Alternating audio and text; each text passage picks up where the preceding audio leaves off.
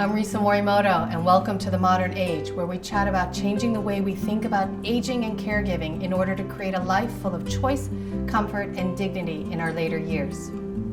In today's episode, I talked with Daisy Sola about physical literacy and the importance of focused attention on our movements for our well-being and especially for our brain health. Daisy is a certified classical Pilates instructor, Watsu practitioner, and an end-of-life doula. We're going to talk about all those things in future episodes. But for today, she's taught physical literacy awareness for almost 20 years. After talking with her, I felt like I was handed the keys to this world about my own body that I kind of knew existed, but not really, and yet I always had the keys in my possession. Take a look. So today, we wanted to talk about physical literacy. Yeah. When you first brought this up to me, I had no idea what you were even talking about. And then as we started talking more, I was like, oh. And I just felt like I kept nodding my head. Brilliant. So tell me what it is. Physical literacy is, just like literacy, is something that gets developed in order for you to communicate with others. So there are various levels of literacy, right? Just the basic reading and writing, the selective education for a specific topic or subject, like computer literacy, and then finally capacity for comprehension that allows you to apply your skills to incorporate more into your life and deliver more communication about various subjects. So it's kind of like weaving structures together because you have a capacity of literacy that lets you almost learn anything, comprehend it, digest it, and then hopefully pass it on to someone else. So literacy is comprised of these bits, from the basic understanding to potential understanding to finally really intentional, directed application of knowledge. Physical literacy is childhood development. And in childhood development, in many respects, we are learning the basic survival skills that it takes to be alive. Yeah. Then we learn potential skills where we have choices on how we wish to apply whatever knowledge we have. For instance, basically children learn to balance and walk and run and throw and catch and twist and notice it's working with the body, learning how the body moves, understanding what capacity they have within whatever body they're in. Right.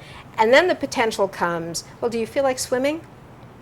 You've got to learn the technique of swimming, but how does that apply to you if you possibly have a bad throwing arm? Everybody has a learning curve. So that potential is anything you desire to do.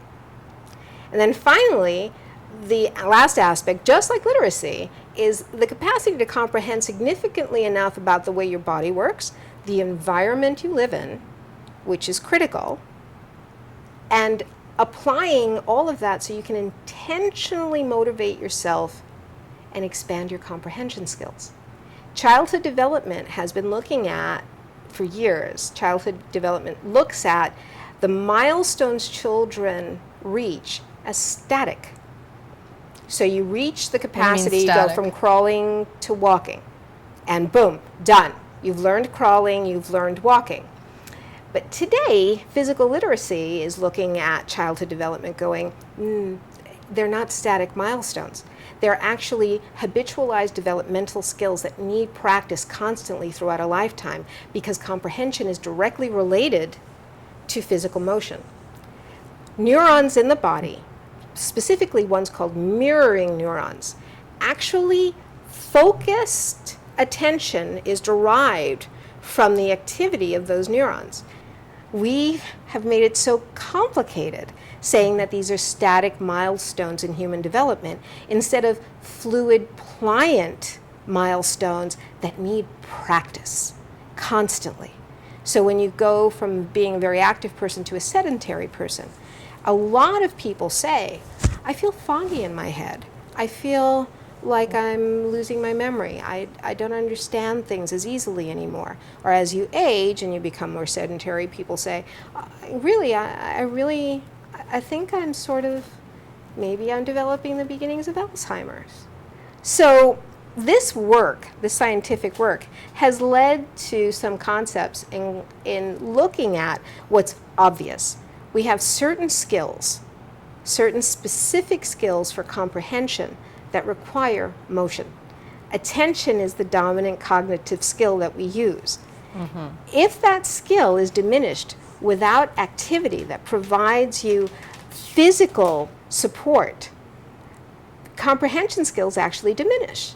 But if you persist in challenging yourself physically, surprisingly, your ability to comprehend, apply those skills in difficult situations, and recover from potentially difficult situations or learn new techniques that make you more adaptive. Physical literacy is about adaptability. Survival skills are the first things we learn as children. But survival skills aren't socialized skills completely. They're also the skill of breathing and seeing and hearing and feeling. Physical literacy is a combination of both comprehensive skills, right, and emotional feedback. Evidently, memory and comprehension work hand in hand. If the memory is a good memory, the capacity to stay smarter or comprehend better actually improves over time. So survival skills that are learned without stress or pain or anger actually create very happy memories of adaptation for little kids. And that's why little kids like repeating things over and over again. If they like it and they comprehend it, they want to repeat it 1,000,000 times. Now, if we just look at that event, when you're 40 years old or 60, you may want to actually repeat the exact same kind of motion that you did when you were a little kid because it gives you comfort. It's happy. So if you were a runner as a little kid and you became a runner as a young adult and you ran for the joy of running as an adult and then as an elder, it will keep feeding your emotional memory and further deepen your comprehension when you reflect back upon the quality of your life. It's an anchor for staying calm, for being normal, your version of normal, for identifying who you are. Little children use their developmental skills to find out what their identity is. Or some kids are good singers, other little kids are good at playing baseball, other kids are good at making eye contact and doing puzzles. All of these things add to the identity of a human being. So, when we're looking at it, all of these things are done in motion. Everything is in action. Every action creates a memory. Every memory has a reaction. The reaction is an emotional response. Is it a good memory or a bad memory? If a child is traumatized, body anxiety occurs, emotional distress occurs, fear of progress occurs. They get stifled in their capacity to learn to adapt. But if a child is allowed to be free and discover and be curious, which is the natural state of a human being, their survival skills tend to improve, their capacity to play with others tends to improve, their ability to exchange ideas tends to improve, and those are anchors that humans build on as they develop their personal identity from childhood to adolescence, adolescence to adulthood, and then to elderhood. So the memories coalesce in patterns of behavior. We do associations in memories. The mind, memory, body, and emotion work in tandem to create a personal literacy. You have your way of walking, I have mine. Your timing and your breath is directly related to the way you move. The timing of my breath is directly related to the way I move. What you extrapolate from your sensations in motion make memories in your brain, just like mine. They're never the same. What you use to identify with your body and your mind and your emotions are completely different than mine. The impact of physical literacy, what it means is that there are certain very basic things we all share, and there are 3 components to it. 1, we're all earthlings, and anything that's born on the face of the earth has to deal with the impact of the earth, and this is your environment around you. I want you to just think of this idea. It takes approximately 3 minutes for a human being to die without oxygen. Wow. 1.5 minutes, you're passed out. 2 minutes, brain function is gone. 3 minutes, heart stops. This is your environment. Do you appreciate taking a breath? Do you recognize that it's keeping you alive? No, we all take it for granted. In PL, that's the abbreviation for physical literacy, don't take it for granted, because this environment that 1, you grew up in, 2, that you live in, impacts the vessel, that body, and how it functions. And if it's lacking balanced equilibrium in its functionality, it's going to cause stress in the body, which then leads to confusion of the mind, because you're distracted by pain or a bad gait or poor vision or an inability to take a breath because you have nasal passage problems. It impacts also then, on top of that, the way you see yourself, the way you perceive yourself. So perception, personal identity, emotional memory are linked to motion, adaptability. Fascinating when you look at it. That's crazy. It's crazy because it's so deep. Everything that makes you who you are is based on the habits of the way you are surviving on the planet as we speak at this very moment. And it impacts your ability to comprehend anything beyond your physical body. So if you want to add any form of book learning or knowledge, if the vessel is functioning really well, the capacity to comprehend deepens very quickly. This also impacts communication skills, group socialization. This impacts society. The thing was, though, we've been so busy codifying what a society is and talking about all the external that we haven't been talking about what happens internally to each human being.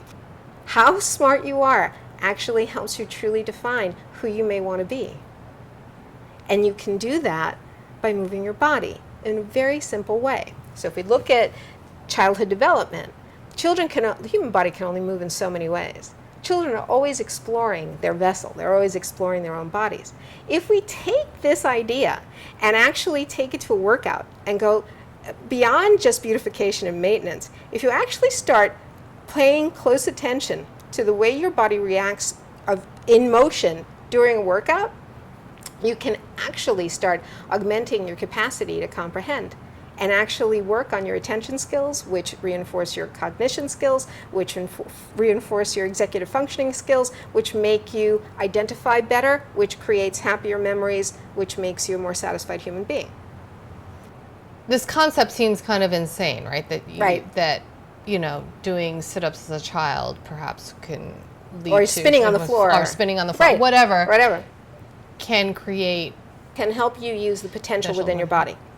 It's basically potential. Remember, we're looking at skills. There are survival skills, which are basic, right? Then you have the potential of a human being. A human is always in a state of potential. It's physics. A human is always, just like any other moving object, in a state of potential. The question is, are you incidentally applying your potential, or are you directly, intentionally applying your potential? So the whole idea is to learn survival skills as a child, right? Begin to observe your potential skills as you start growing up, and then develop sufficiently enough skills so that when you're an adult, you are truly self-directed. Mm-hmm. How do you do it?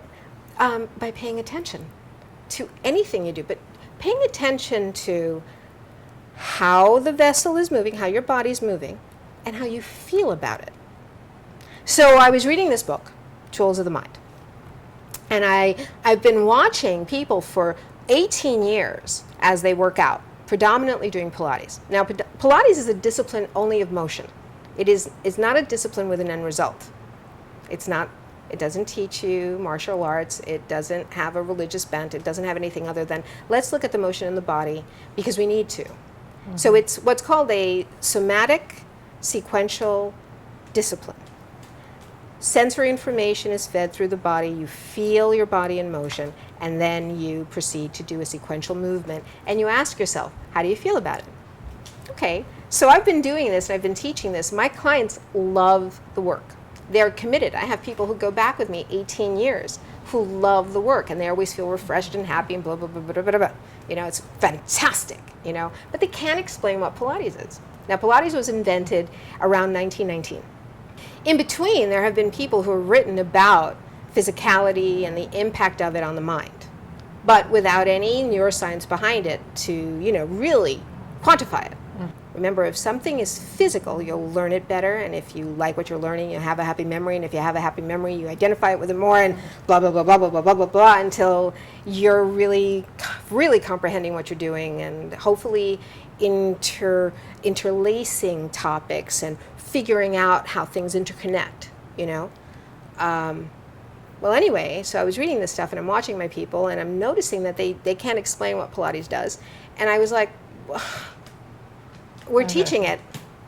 Right. We're teaching it. We're teaching physical literacy in a Pilates classroom. We are teaching physical literacy. You are rediscovering, again, your emotion, then watching the reaction of the body, and then deciding whether the reaction is valid or not valid. Is it wrong? Is it right? How do I feel about it? But more importantly, you're always searching for the happy outcome, the fact that you're feeling balanced and you're feeling agile and you're adapting, which is reteaching the survival skills of adaptability in childhood and exploring potential options through young adulthood, and then reinforcing really good choices in adulthood which lead to intentional directed action. So I wrote this book, you know, where we do have a practical guide to developing adult physical literacy, one that can be shared generationally. If we just change the perspective a little bit and look at the obvious and go, a human being is derived of action, intention, reaction, and emotional decision, whether it's good or bad, plus or not. And if you keep building lots of good memories, of good choices, it develops self-confidence, vision, a desire to live, a desire to constantly re-evolve and refresh yourself, so that old age is not a slap in the face and a direction to death. It's a reinvention, a deliberate action. Yes, the body is aging, but I have my mind and I comprehend who I am. I recognize my identity, and I can intentionally decide what I want to do with my life as I go from phase to phase to phase. It's a really great way to teach people, you know, how to appreciate themselves and how to appreciate being alive, and maybe how to appreciate dying. Okay, so how do we as adults relearn or learn or continue to evolve? How can physical literacy help us as adults as opposed to when you're a child? I mean, it seems obvious as a child. So, and how does that change us? How does it change you? Or why is it even important? Well, first of all, you want to remember things, don't you? Right. So memory is pliant, and it's adaptive. So remember they started memory games a while back ago. It was like a decade ago. Memory games were popping up everywhere. Oh, if you do these memory games, they'll help your cognition, you know. Which, great. Awesome stuff. You put little things together on a computer, or well, it doesn't quite work that way. That was the conceptualized version of retaining memory. Memory equals action. All memories are based on action. So if we look at your activity and you really pay attention when you're doing an activity, your memories are more solid, they're more real, they're not conceptualized. That's why in school, children who are learning through STEAM methods are no longer sitting in a classroom having someone lecture them. They're actually participating as groups, deciphering what does it mean to send someone to outer space? What are the components in science that are required to do that? What are the components in really writing a book? Everybody's going to write a book, and we're all going to talk about it. We're not going to sit around talking about literature. We're going to make literature. And because it's active, it's memorable. And because it's memorable, it broadens your ability to comprehend and multitask.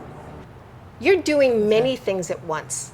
You are always doing many things at once. But let's really talk about it. Your heart is beating, your lungs are functioning. You take that for granted. You shouldn't. You're feeling a sensation on your skin. You shouldn't. You can feel, there are 40,000 sensory receptors on the top of your skin alone, deciphering whether you like the texture of that sofa, the temperature of the room, how your shirt feels on you. How does your butt feel sitting there? You know, it's fascinating.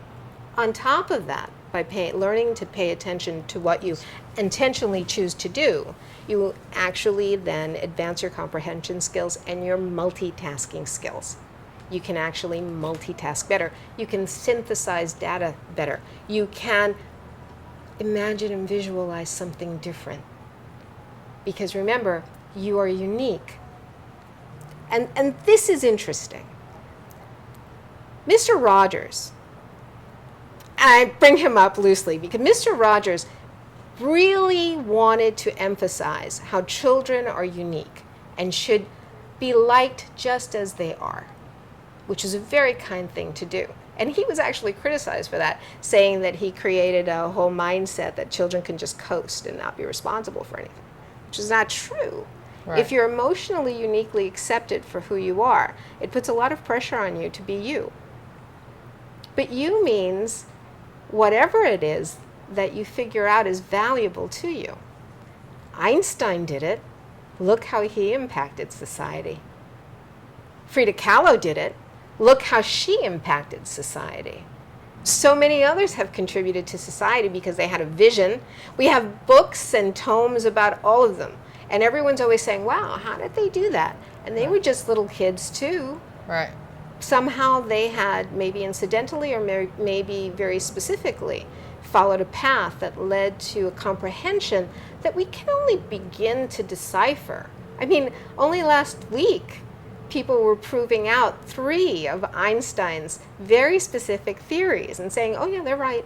They're right on. 100 years later, right? 100 years later. He was so ahead of the curve. So are you. You can be ahead of the curve. I can be too. Anybody can be ahead of the curve. It's just a question of how much attention you put to it. So isn't it worth it if you're doing a workout to not just make your body beautiful and not just say, oh, I'm doing this just to stay healthy, but actually really expand your mind just by looking at yourself, by paying attention to how your body moves, by how you breathe. And surprisingly, it does happen. I've seen it. 40,000 hours later, watching people go, I love what I'm doing. I feel so good. I feel so self-directed. I feel so motivated. Well, you were just moving around sequentially, feeling what you felt and making decisions. Oh, she's brilliant. It was the obvious right in front of us. You know, so creating programs now for adults so that they can actually begin to understand this concept is the first part. Secondly, then, it's getting lots of people together to talk about it so we can actually look at the systems of a way to get adults to speak about it. Because what do you do with your child? If your child is learning this way in school, how do you talk to them? Right. How can you prove it? How can you prove that this works as an adult? By going, oh yeah, I used to think that way. I've adapted to think this way, and I've maybe extrapolated a new way of living a life that makes better sense for me, you know? And look, kid, you can learn from me. Look at me, I'm an example. Look at you, you can be an example. So are you saying like actual intentional exercise or physical motion? So it's not just like it can going be anything. jogging. It can be. But you see that thing about just going jogging? Right. Do you know how many nuanced sequences have to occur in order for that person to jog? It's fantastically complicated work. The question is she thinking about or he thinking about his body being agile and in equilibrium when they're doing it? And taking into consideration everything that's around them, their environment. What are they running through? Not putting little headphones on and zubbing out, not that, but taking in the air properly, paying attention to the environment they run in. It's asking you to pay attention. And by paying attention, it improves the quality of your life. It's very simple, but that which is simple is always based on very nuanced, complicated mechanisms. I think it's probably really difficult for people right now. Well, I because think we're so used to being we're distracted. so used to being distracted. So now you can, you know how we have this mindfulness thing going on now? We have a mindfulness trend, and people go in and they sit around and they go, you know, I'm being mindful. But what about being mindful in motion? Because mindful in motion develops comprehension skills. So yay. You know, Right. a workout now becomes far more if you want it to be. If you want it to be, because you don't have to want it to be that. It's a question of desire. But it's nice to have the option. And it's nice to know that the science exists that points the direction to a very simple way, because you build on it slowly, a simple way of developing skills that you're going to need when you're older, when you want a better job. You can start any time. It doesn't have to be anything fancy. You can do it all in one body. You don't need special gear. You don't need anything. But you do have to have the desire and the intention to pay attention. So what would be an example of something that someone could do? And I'm assuming that this is kind of something that would have to be done repetitively, so daily or So whatever. it's- So if it's like meditation, right? They had to say meditate 10, 15 minutes a day at Right, least. right. If not, if you could do more, great. Right. But take that time out. So if you're talking about physical literacy to actually create a change in your memory or And in your attitude about it, and and deepen a relationship with yourself and your mind, right? what would you say is the minimum that someone needs to do in order to create that change? The absolute minimum, which is really interesting, is noticing a few key things about the human body. The human torso can only move in 6 potential directions. Practice the 6 potential directions. Most people have back issues because they can't twist and reach behind them. More people grab onto their sacroiliac and go, oh, I just blew out my lower back, because they don't remember to practice twisting and reaching behind them. It's one of the 6 potential moves that a human torso can do. Stand straight and feel your weight distribution at the bottom of your feet. When you move, take an enormously deep breath. When you choose to exercise, notice the pieces that it takes in order to complete the action, because everyone's always in action, right? It sounds silly and we all go, that's obvious. It's not. How you stand up is as important to the rest of your day. The way you balance your weight is as important when you stand up to the rest of your day walking around. Because if you stand up and you're slightly crooked, the likelihood is you're going to be slightly crooked throughout the day, and you're going to speed up getting fatigue in the body. And the body gets fatigued, and then you're tired. And then you don't sleep well, and you wake up the next day with maybe a discomfort in the back. So pay attention. All right. It's curious, and you can learn that in a Pilates studio, and you can learn sequential movement through many types of somatic teachers. There are many types of somatic sequential teachers out there, but it can be incorporated into a workout. You can still do all the fun things. You can go skiing. You can do all the fun things you like to do. You can have a really hard workout, but take a moment to rediscover the 6 potential motions in the torso. Weight distribution for agility and ease of motion, the depth of breath that's required in order to do that, because breath is life. You cannot move with a breath deficit. It really shortens your capacity to think. Most people go, oh, I'm so tired after a workout. Usually it's because they didn't breathe. So it can be taught. It can be taught simply to adults. There are many. I'm creating a guide, a simple guide, but you can actually go to a studio and discuss these things with you don't have these discussions typically. People don't have these discussions typically in a gym with their trainers. They don't really discuss how it feels. Does it feel good or not feel good? So it's a learning curve also for people who provide instruction. They can ask better questions, which can lead to better outcomes, So. And so have you seen people, what kind of changes have you seen in people who this even goes back to death and dying even. When people come to me and say, I really wish to improve my motion, I really wish to improve the way I move, the quality of their experience is profound enough to make them choose different things for the way they live. So like I said, I've spent more than 40,000 hours watching the very same people I teach, and new ones who come and go, but there is a core, massive core group of people, all of whom have improved and dealt with sickness, injury, recovered faster, improved their range of motion happens faster when you're paying attention and you're recovering from an injury. Yeah. So there are a lot of really very good physiological improvements, but the psychological attitude is a can do. I can take it on. It's not a problem. I can handle that. And I've watched this over and over again over a decade and a half, and it's like, I can handle this, don't worry. Yeah, I'm a little scared, but I can handle it. This also impacts anxiety, anger, and fear.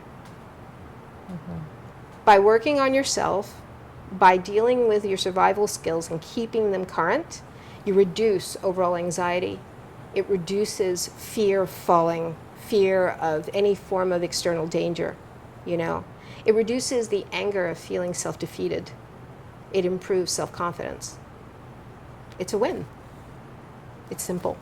It's hard to understand because we've never been taught to think that way. So it's time to change the way we think, Which is not so easy for Which people. is not so easy. It's not. But the conversation has to get started somewhere. It's not easy to talk about love is love. It's not easy to talk about death as a happy option, or at least one that you're not afraid of. And so now we add the next part, because this is all part of the same thing. We're discussing quality of life issues. What is quality of life? Well, first we have to look at the basics. What is life, First there's survival, then there's potential, then there's directed intention. That's it. We reflect to each other. We gather together in society, but society does not dictate what happens to us each internally, And how do you, if you're going to work out, why just only work out? Why not pay attention and develop your attention skills too? It just seems logical at this point for us to, if we're going to do it, let's just go whole hog, and just take it all on. It's sloppy and messy and all of that. It's human. But there's something happening, an undercurrent that isn't incidental. You get smarter the more you move. You feel better. You're better protected. Your survival skills, constantly practiced, make your body stay supple and agile, which means you can prevent disease.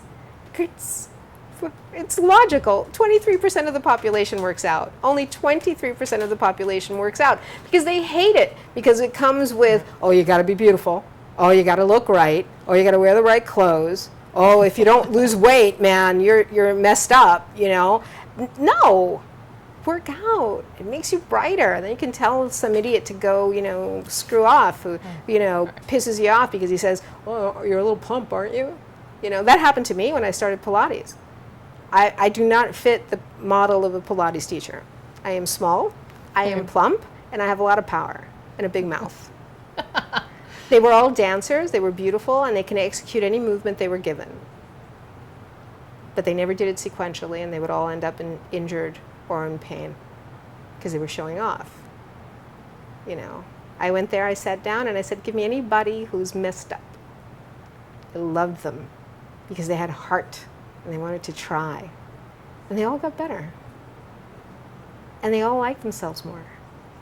So would you say, is Pilates an example of physical literacy? Yes, but you can apply it to anything. You can apply it to any form of motion that you intentionally do with extreme attention to how you feel about it. It just so happens that in 1919, Joseph Pilates masterfully created a discipline of motion that we're appreciating now 100 years later. For me, it's an elegant way of teaching the program. But please, I always suggest, and in Pilates we always suggest, take what you learn here out in the field. Because for decades, dancers use Pilates as prep for being on stage. Athletes use it before they perform. Like, for instance, right now, Lewis Hamilton is driving a Formula One car, and he just won today the German Grand Prix. He's committed to Pilates because when he gets in that car and his G-forces are throwing him around in that car, he has his core. He knows how to be agile, but in equilibrium. He can think. He needs to in a split second, and he gets a benefit from it. It's happening. It's just that we're not all talking about it. Right, and we should. It And kind we of, should. It just feels like Right, yeah, brain like- games are not on paper. Brain games are in your body. The brain game is, can you spin on your toe? Do you want to? Does it feel good? If it feels good, go ahead. Spin away. Practice it until, you're sick of it. Like a 3-year-old, you know how they are. They practice things until they're sick of it, then they move on to the next thing. And then they start adapting what they learn. It's exactly the same thing. We have never stopped being little kids. We have never stopped developing. Childhood development is human potential development. That's the point of it. So we just need to remarket it, I guess. Huh? Kind of. And it changes the paradigm. It changes the paradigm. It makes it more valuable. So we go from 23% of the population to maybe 50%, to maybe eventually 75% of the population. Because remember, the better you take care of the vessel, the better the vessel will serve you when you're facing adversity. We will always face adversity. And the better you will be prepared, potentially, if you choose to be prepared for your death. So again, quality of life, quality of life, quality of life. And we don't have to buy it in a bottle. It doesn't come in a special place, It's just a mindset, a re-education, Of doing things with intention. Intention awareness. and attention. Intention, attention. And keeping certain ideas that we don't necessarily always keep in mind. You're not you on a sofa, exactly. You are you spinning at 1,000 miles an hour on the face of the earth. And gravity is pulling your butt down. Is it balanced? You may want to adjust yourself so you can feel better and more at ease, so your mind is brighter and you feel at ease about that. Those are important things. How does your body really feel at this moment? Are you breathing deeply enough? It's all simple, little things, but things that we're not taught to pay attention to, things we just take for granted all the time. We can't afford to take things for granted, especially if we're going to live to be 100 plus. Oh, gosh. Yeah. Which is happening more and more. Which is happening more and more. If the average life expectancy of a human being is 83 point something for women and a little bit less for men, the average age is 80. How do you want to live those 80 years? And how much disease do you want to avoid? And how much injury can you take on? Really, what for? What for? When a little bit of effort leads to a lot more than just preservation.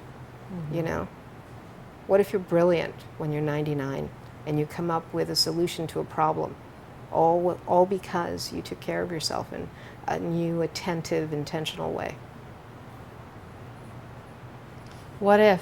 What if? I bank on the what if. I don't want to go with, oh no, this is the way it is, this is the way it's going to be, I'm going to bump along and, think of myself as static. I'm not. I've adapted I don't know how many times. Of course, I've been doing Pilates for a better part of my life.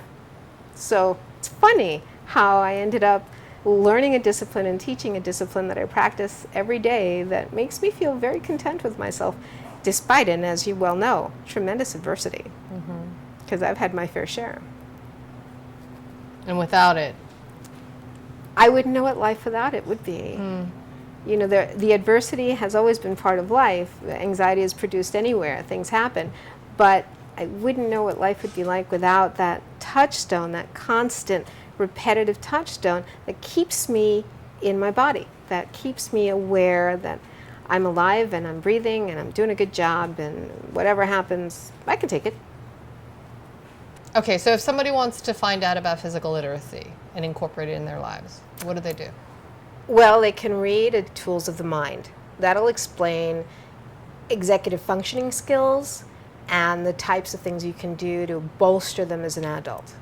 You can actually go online and look up physical literacy. Wikipedia has a nice listing, and it actually gives you the idea of the way it's applied both simply, for children and more complexly. It looks at it more complexly. So you can kind of get an overview of the neurological aspects of it that are really intense and deep. You know, you can also actually go online and see that Canada has embraced physical literacy for their children and actually including it in their public school systems. And they're starting with the very basic things, survival skills, how they actually impact better skills for potential things like skiing and skating, and how you need to have good survival skills in order to have a good skater and be a good skier and a good swimmer, you know. So there's a beginning there. About that, that's about it for right now that I know of. And of course my book will be coming out, and so we can talk about it at length. And there are workshops in certain places that look at fundamental survival skills, and I'll be creating a workshop that will be looking at this as it impacts larger ideas, because I like to look at adults actually not just repeating survival skills, but applying them to more complicated and more fun things. Yeah, so I think that's great, and I think that then we should do another come back and revisit this, okay. you know, down the line. Well, And it's do going to something keep good that's adapting, challenging. because we are talking about adapting, so it will adapt as well. Yeah, you know. Awesome. Yeah. Thank you. You're welcome. My pleasure. Thank you for letting me talk about it. No, It's awesome. exciting. Very exciting. Thank you. I have to go exercise now. What did you take away from our conversation? Leave a comment below or and let us know, or leave a message on Instagram or Facebook at This Is Modern Aging. Signing up on our email list at our website, modernage.tv, is the best way to keep in the loop about latest episodes and other upcoming events. If you enjoyed this episode, please share it with your friends and family, and I'd love for you to subscribe so that you'll always know when new shows are uploaded. Thanks so much, and I'll see you next time on The Modern Age. Bye for now.